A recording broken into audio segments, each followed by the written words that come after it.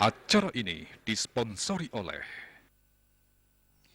Pamirsa ring tanggal kalih dasa Juni warsane mangkin wilangan kasus harian nasional sampun memargi ring rahina kaping 6 atur mungguh ring wilangan penyuan diri sani kejantenan ngelangkungin wilangan ring rahina sudurung nyani.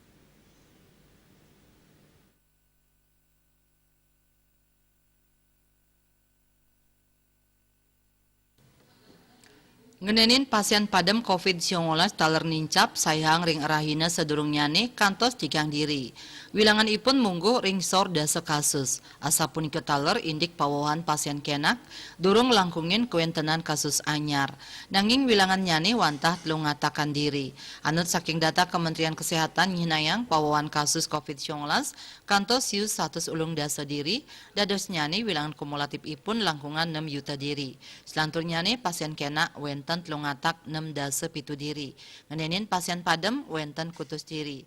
Asapunika taler pasien COVID-19 sani kanton kerawat langkungan sia tali diri miwah suspek langkungan kali talian diri. Dia Dewi Bali Pos Nguningayang.